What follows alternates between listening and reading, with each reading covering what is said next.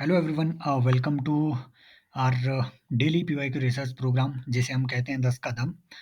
और यूट्यूब में डेली हम 5 यूपीएससी के द्वारा पूछे गए रीसेंट एग्जाम में पूछे गए पीवाईक्यूज को यहाँ पे डिस्कस करते हैं और उनके ऑप्शंस पे रिसर्च करते हैं। शुरू करते हैं आज का अपना सेशन। और व्हेन द और ये देखिए, ये क्वेश्चंस यूपीएससी के द्वारा रीसेंट जो कंबाइंड जियो साइंटिस्ट एग्जाम कंडक्ट हुआ है 2025 का, उससे लिए गए हैं। कुछ बहुत अमेजिंग क्वेश्चंस हैं, ठीक है। आज हम साइंस एंड टेक के या फिर साइंस के जो फंडामेंटल्स पे पूछे गए क्वेश्चंस हैं, जिनको हम नॉर्मली सीएससी के लिए स्टडी नहीं करते हैं या फिर नहीं कर पाते हैं, उन टाइप की चीज़ों को यहाँ पे, ठीक है, उन फंडामेंटल्स को मजबूत करने की कोशिश करेंगे। देखिए, ये हमारे लाइट के पैटर्न पे, ठीक है, जो विजिबल लाइट स्पेक्ट्रम है, वाइट लाइट स्पेक्ट्रम, विबग्योर, उस पे पूछा गया ये क्वेश्चन है। ये कह रहा है कि जब व्हाइट लाइट किसी भी तरीके के ग्लास के प्रिज्म में टकराती है, ठीक है, जब व्हाइट लाइट ग्लास के प्रिज्म में टकराएगी तो वो डिफरेंट डिफरेंट कलर्स में अलग होती है, ठीक है। उस प्रोसेस को हम कहते हैं डिस्पर्शन। इसे हम रिफ्रैक्शन नहीं, डिस्पर्शन कहते हैं। तो ये आपसे कह रहे हैं कि इस पूरे डिस्पर्शन में सबसे ज़्यादा हाईएस्ट डिविएशन का एंगल कौन से कलर की लाइट का होगा। क्या ये वॉयलेट का होगा या रेड का होगा, ठीक है, क्योंकि एक्सट्रीम में तो यही दोनों बैठे हुए हैं, ये बीच वाले की तो बात ही नहीं करनी है। तो इसे तो हटा ही दो, क्योंकि देखो, है ना, एक्सट्रीम में, देखिए एक्सट्रीम में आपके यही कलर्स आपके बैठे हुए हैं, राइट। खैर यहाँ पे क्योंकि वॉयलेट ऑप्शन नहीं है, तो अब विब ग्योर के पैटर्न में आगे की तरफ इधर से बढ़ेंगे। देखिए इसके पीछे का कॉन्सेप्ट क्या है। जब भी आप प्रिज्म में या फिर जैसे रेनबो में कोई भी व्हाइट लाइट मान लीजिए यहाँ से गई, तो सबसे ज़्यादा डिविएशन कौन सी लाइट में होगा, जिसकी फ्रीक्वेंसी सबसे ज़्यादा होगी, जिसकी फ्रीक्वेंसी, ठीक है, सबसे ज़्यादा होगी जिस लाइट की, उसमें सबसे ज़्यादा डिविएशन होगी, ठीक है, वो सबसे ज़्यादा शार्पली डिविएट करेगी। जिसकी फ्रीक्वेंसी कम है या फिर जिसकी वेवलेंथ ज़्यादा है, अदर वर्ड्स में फ्रीक्वेंसी कम होने का मतलब है वेवलेंथ ज़्यादा है, वो बड़े आराम से डिविएट होगी, है ना। जिसकी ज़्यादा फ्रीक्वेंसी है, दैट मीन्स वो, है ना, जिसमें ज़्यादा एनर्जी है, जो ज़्यादा स्पीडी है, वो, है ना, बहुत फास्टली। इसे कुछ ऐसे इमेजिन करो कि आपके सामने एक वॉल है, आप एक बॉल बहुत ही शार्प एंगल से इधर की तरफ थ्रो कर रहे हो, है ना। तो वो जितने शार्प एंगल से आपने इसे थ्रो किया, उतने ही शार्प एंगल से वो आपके पास वापिस आएगा, ठीक है, उतने ही शार्प एंगल से वापिस आएगा। अगर आपने इसे बिल्कुल धीरे थ्रो किया, ऐसे बिल्कुल धीरे, तो ये गिरेगा भी इतने इतने खुले एंगल में, यहीं गिर जाएगा, आपके पास वापिस नहीं पहुँच पाएगा। समझ रहे हो? दैट मीन्स कि जो शार्पनेस ऑफ एंगल है, कहीं से भी अगर डिविएट हो रही है कोई चीज़, वो उसकी स्पीड, उसकी फ्रीक्वेंसी पे बहुत ज़्यादा मैटर करती है, राइट। तो अब देखिए, विबग्योर के पैटर्न में जब आप इधर वॉयलेट से आर की तरफ बढ़ेंगे, तो VIBG, ठीक है, तो ये ग्रीन कलर इसमें सबसे ज़्यादा फ्रीक्वेंसी वाला कलर आपको देखने को मिलता है। रेड तो देखिए बिल्कुल आराम से जाएगा, इसकी फ्रीक्वेंसी उतनी ज़्यादा नहीं है और वेवलेंथ बहुत कम है, तो इसी वजह से जो एंगल ऑफ डेविएशन है, वो भी बहुत कम इसका होगा, राइट। लेकिन वॉयलेट का जो एंगल ऑफ डेविएशन है, ये बहुत ज़्यादा है। क्लियर? तो ये बीच वाले हैं, राइट। तो ये इसका बेसिकली क्वेश्चन है। इसी पैटर्न पे हमने पिछले कल भी वो चीज़ देखी थी कि मान लीजिए अगर आप आयनोस्फीयर की बात कर रहे हैं, आयन मंडल की बात कर रहे हैं, तो आयनोस्फीयर से अगर हाई फ्रीक्वेंसी, है ना, मान लीजिए ये एंटीना है, या फिर मान लीजिए, हाँ, ये आपका रेडियो सिग्नल को एमिट करने वाला आपका टावर है। तो अगर रेडियो सिग्नल जो आप यहाँ से भेज रहे हैं आयनोस्फीयर में, अगर वो बहुत हाई फ्रीक्वेंसी वाले हैं, तो वो एकदम शार्प एंगल में रिफ्लेक्ट बैक होंगे, राइट। इसी वजह से जो हाई फ्रीक्वेंसी वेव्स हैं, है ना, उनका दायरा बहुत कम होता है, वो एक सिटी लेवल को या एक स्टेट को ही कवर कर पाती हैं। लेकिन जिन रेडियो फ्रीक्वेंसीज की जो, ठीक है, जो जिनकी फ्रीक्वेंसी काफ़ी कम है या फिर जिनकी वेवलेंथ ज़्यादा है, वो एकदम, है ना, बिल्कुल रिलैक्स होकर के आराम से काफ़ी बड़े एंगल में वो जो है डिविएट होती है, जिसकी वजह से आप पाएँगे कि इनका दायरा भी काफ़ी बड़ा होता है। तो सिमिलर नेचर का ये क्वेश्चन आपसे यहाँ पूछा जा सकता है। नेक्स्ट देखिए, why do we prefer having liquid and not gas to use the fluid in hydraulic machine, ठीक है। तो हाइड्रोलिक मशीन पे पूछा गया ये कॉन्सेप्ट है। कॉन्सेप्ट पे पूछा गया ये क्वेश्चन है कि भैया इसमें लिक्विड क्यों यूज़ हम करते हैं, गैस क्यों यूज़ नहीं करते हैं। भाई सिंपल बात मैं आपको बताऊँ, इसलिए नहीं करते हैं क्योंकि गैस को अगर आपने मान लीजिए कंप्रेस किया, हाइड्रोलिक मशीन तो कंप्रेशन का ही काम करेगी, ठीक है। हाइड्रोलिक मशीन जैसे आपने क्रेन देखा है, ठीक है, क्रेन क्रेन जो आपकी मशीन होती है, तो कितनी छोटी क्रेन होती है लेकिन वो पूरी गाड़ियाँ ऊपर उठाए ले जाती है। उसके पास इतनी पावर कैसे आई? ये हाइड्रोलिक पावर का कमाल है। एक्चुअल में ये हाइड्रोलिक पावर बिल्कुल ऐसे कुछ काम करती है, ठीक है।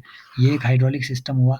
देखिए यहाँ 100 किलो का ऊपर एक बॉल रखा हुआ है, इससे लगने वाला प्रेशर, है ना? ये यहाँ से इतने प्रेशर के साथ ये हाइड्रोलिक फ्लूइड यहाँ से आगे गुज़रेगा कि ये जो जैसे ही लार्जर सरफेस एरिया वाले, ठीक है, इस हाइड्रोलिक सिस्टम में ये एंटर करेगा, ये फ्लूइड यहाँ से ऊपर से प्रेशर लगा, फ्लूइड यहाँ से इसमें एंटर किया। अब इसका सरफेस एरिया इतना बड़ा है, बड़े सरफेस एरिया होने की वजह से इसका जो ठीक है, इसका अ, जो जो प्रेशर की एनर्जी है, वो एकदम डिस्पर्स हो जाएगी, ठीक है? वो एकदम फैल जाएगी। इसी वजह से ये ये जो है काफ़ी भारी चीज़ को ऊपर पुश कर पाएगा। क्लियर? तो ये एक पास्कल्स लॉ है, दाब का एक पास्कल का प्रिंसिपल है कि भैया छोटी जगह से यहाँ क्योंकि सरफेस एरिया कम है, तो यहाँ से बिल्कुल प्रेशर के साथ ये आपने पूरा हाइड्रोलिक लिक्विड इसमें डाला, यहाँ एकदम से सरफेस एरिया बड़ा हो गया। तो इसी वजह से ये भले ही ये कितना ही ऊपर वेट क्यों ना हो, है ना? मल्टिपल टाइम्स वेट को ये ऊपर उठा सकता है। तो कम फ़ोर्स लगा के भी आप बड़ी चीज़ें उठवा सकते हैं। This is hydraulic system. अब इसमें लिक्विड का ही क्यों यूज़ करते हैं? ऑप्शन को देखिए। Liquids are compressible while gases are not. अगला कि liquids are nearly incompressible and transfer. देखिए लिक्विड्स आर कंप्रेसिबल मीन्स कि अगर आप, है ना, व्हाइल गैसेस आर नॉट, ये तो कॉन्सेप्चुअली भी गलत है। ये कॉन्सेप्चुअली भी गलत है क्योंकि गैसेज़ आर मोर कंप्रेसिबल, इसे कंप्रेस करके आप लिक्विड बना सकते हैं, राइट? और अगर आप इसमें कंप्रेसिबल लिक्विड डालेंगे, सीधी बात ये है, अगर आपने मान लीजिए कंप्रेसिबल लिक्विड डाला, तो वो जो ऊपर से आप फ़ोर्स लगा रहे हैं, वो फ़ोर्स तो उस लिक्विड को यहीं पे कंप्रेस कर देगी, है ना? वो फ़ोर्स यहाँ ट्रांसफ़र होनी चाहिए थी, वो लिक्विड यहाँ तक आना चाहिए। दैट मीन्स कि आपको लीस्ट कंप्रेसिबल या फिर ऑलमोस्ट नॉन कंप्रेसिबल लिक्विड इसमें आपको डालना पड़ेगा। समझ रहे हो बात को? तो ये ऑप्शन तो आप हटा ही दो। अगला कि liquids are nearly incompressible, totally नहीं बोला है, and transfer the pressure applied to them. ये है एक्चुअल में आंसर। एक्चुअली इसमें आप जिस तरीके के लिक्विड्स डालते हैं वो कुछ ऑयली लिक्विड्स रहते हैं। फॉर एग्जांपल जैसे आपका क्रूड ऑयल से की रिफाइनरी से निकली हुई जो बिल्कुल वेस्ट प्रोडक्ट है, रिफाइनरी वेस्ट, वो इसमें लग जाता है, ठीक है, एज ए लिक्विड, जिसकी विस्कोसिटी बहुत हाई हो, है ना? ऑयल वगैरह हुआ, नेचुरल ऑयल वगैरह, है ना? ये सब चीज़ें, fat oil, fatty acids etcetera, ये सब चीज़ें इसमें आप डाल लेते हैं हाइड्रोलिक सिस्टम्स में। Then liquids are nearly incompressible and do not transfer the pressure, नहीं, इसकी वजह से ये गलत हो गया। देखिए यूपीएससी की एक दूसरी बात ये भी है, ये सिमिलर जो भी इनका आंसर होगा वो सिमिलर ऑप्शन में आपके छुपा हुआ होता है। अगर 2 ऑप्शन सिमिलर है, तो ये समझ लो कि भैया उसमें कहीं पे खेला किया गया है और उन्हीं में से एक कोई आंसर है। क्लियर? नेक्स्ट देखिए साउंड वेव के नेचर पे ये सवाल पूछा हुआ है कि sound wave consist of a compression pulse and a rarefaction pulse separated by a distance of one wavelength. A compression and rarefaction pulses one after the other. A number of rarefaction pulses one after the other. A number of compression pulses one after the other. ठीक है? देखिए ये दोनों तो एकदम impossible है कि भैया सिर्फ कंप्रेस कंप्रेस कंप्रेस कंप्रेस ऐसे वेव कैसे चलेगी अगर, है ना, कंप्रेशन पे ही चल रहा हो। आपने देखिए साउंड वेव्स को पढ़ा हुआ है, ये इस तरीके से आपकी साउंड वेव्स चलती है। ये एकदम मान लीजिए यहाँ से साउंड प्रोड्यूस हुआ, इस पर्टिकुलर पॉइंट से साउंड प्रोड्यूस हुआ, तो ये आगे कैसे बढ़ेगी? एयर का मीडियम है मान लीजिए, तो ये आगे कैसे बढ़ेगी? तो जैसे ही यहाँ से साउंड प्रोड्यूस हुआ, तो सबसे पास वाली एयर को ये पहले कंप्रेस करेगा, ठीक है? एकदम धक्का यहाँ से देगा, एयर कंप्रेस हो जाएगी, है ना? फिर ये पार्टिकल्स को यहाँ पे थोड़ा स्पेस मिलेगा, फिर ये सामने वाली एयर, है ना, यहाँ पे ये आगे जैसे ही ये वेव यहाँ तक पहुँचेगी, तो यहाँ आपके पार्टिकल्स थोड़े खुलेंगे। फिर है ना, जैसे ही ये यहाँ पे इस वाले सेक्शन में पार्टिकल खुले, ये अगले पार्टिकल्स को धक्का देंगे, कंप्रेशन। जैसे ही, है ना, यहाँ पे ये कंप्रेस हुई, एक साथ इकट्ठी आई, आगे वाले पार्टिकल्स को स्पेस मिलेगा, तो वो खुल गए। तो इस तरीके से एक्सपेंशन कॉन्ट्रैक्शन करके आपकी ये साउंड वेव बढ़ती है। इसी को हम कहते हैं लॉन्गिट्यूडनल वेव, ठीक है? इसी को हम लॉन्गिट्यूडनल वेव्स भी कहते हैं। Sound wave is a longitudinal wave जो एक्सपेंशन कॉन्ट्रैक्शन करके चले। जैसे आपकी पी वेव होती है, प्राइमरी वेव ऑफ भूकंप, ठीक है? सिमिलरली एक होती है ट्रांसवर्स वेव, जैसे आपकी लाइट होती है, फोटोन ऐसे चलते हैं, ऊपर नीचे ऊपर नीचे ऊपर नीचे ऊपर नीचे, इसे हम कहते हैं ट्रांसवर्स वेव्स, ठीक है? तो लाइट ऐसे चलती है या फिर एस वेव या सेकेंडरी वेव बिल्कुल ऐसे चलती है, राइट? तो यहाँ पे हम किस चीज़ की बात कर रहे हैं? यहाँ हम कंप्रेशन एंड रेयरफैक्शंस की बात कर रहे हैं कि भैया इनके बीच एक इंटरवल चलता है। यहाँ कंप्रेशन का, है ना? फिर रेयरफैक्शन का, यहाँ कंप्रेशन का, रेयरफैक्शन का, और ये कंटिन्यूटी में चल रहा है, बीच में ब्रेक नहीं है। क्लियर? तो this is compression pulse and rarefaction pulse separated by a distance of one wavelength. Oh, sorry, rarefaction pulses one after the other. ठीक है? देन नेक्स्ट देखिए, which one of the following is an example of olfactory indicator. Olfactory indicators are basically those indicators जो कहीं पे acid या फिर, है ना, या फिर किसी बेसिस के कांटेक्ट में आकर के अपना वो अपनी ठीक है, वो गंध बदल दे, ठीक है, अपनी वो स्मेल चेंज कर देते हैं। तो ये तो अपने रंग बदल देते हैं, ठीक है, ये एकदम गिरगिट है। अनियन एक ऐसी चीज़ है, मान लीजिए अगर आप एसिड के कांटेक्ट में इसे लाते हैं, ये अपना, और बेसिस के कांटेक्ट में लाते हैं, तो ये अपना रंग बदल देते हैं। क्लियर? हालाँकि ये बिल्कुल बेसिक सा एक क्वेश्चन है, और ये एकदम सीरियस टाइप की चीज़ें हैं, लेकिन सीएससी में नॉर्मली ये चीज़ नहीं पूछी जाती है, राइट? फिर देखिए, ये एक और क्वेश्चन है, मेथनोइक, ये यूपीएससी का एक फ़ेवरेट चीज़ है, फ़ेवरेट थीम है।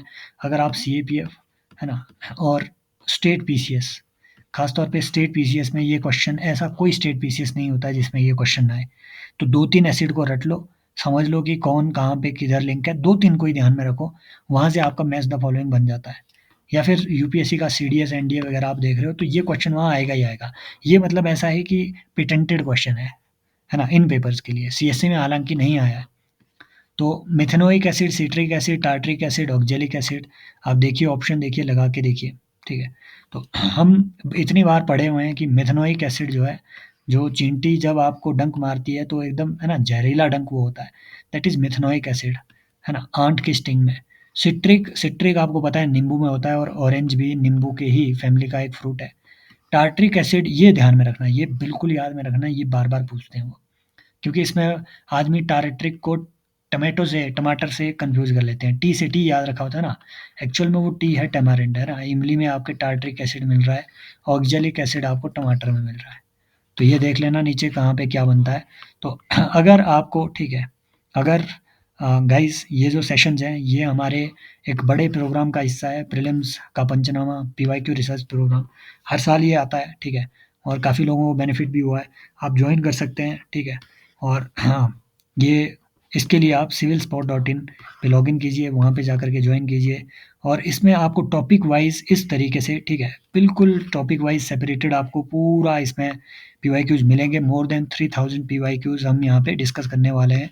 नॉट जस्ट डिस्कशन, बल्कि, ठीक है, जो लैंग्वेज है उसे कैसे पकड़ना है। और ख़ास तौर की अच्छी बात ये है कि ये सिर्फ़ प्रैक्टिस की सीरीज़ नहीं है, ये पीवाईक्यू की रिसर्च की सीरीज़ है। ऑप्शंस पे हम यहाँ पे देखते हैं कि वहाँ से कैसे अगला क्वेश्चन बन सकता है, और यूपीएससी इसी तरीके से, ठीक है, इसी तरीके से रिपीट भी करती है अपने क्वेश्चंस को। So this can be very important in investment in your UPSC CSC journey. You can enrol in the course, और उसके लिए आप civilspot.in पे जाकर के एनरोल करें, ठीक है। और ये एक प्रैक्टिस की भी अच्छी सीरीज़ है, आपको कोई भी बड़ी टेस्ट सीरीज़ वगैरह नहीं जॉइन करनी पड़ेगी, रिवीजन ओरिएंटेड मॉड्यूल्स है। ऐसे ही अगर आपको साइंस एंड टेक समझ नहीं आता है, तो आप साइंस एंड टेक का ये कोर्स भी जॉइन कर सकते हैं, ठीक है। फुल्ली अपडेटेड इसमें आपको सेशंस मिलेंगे, और आप जॉइन कर सकते हैं civilspot.in में। Thank you so much, take care, bye bye, next session में मिलते हैं। As always, love you all.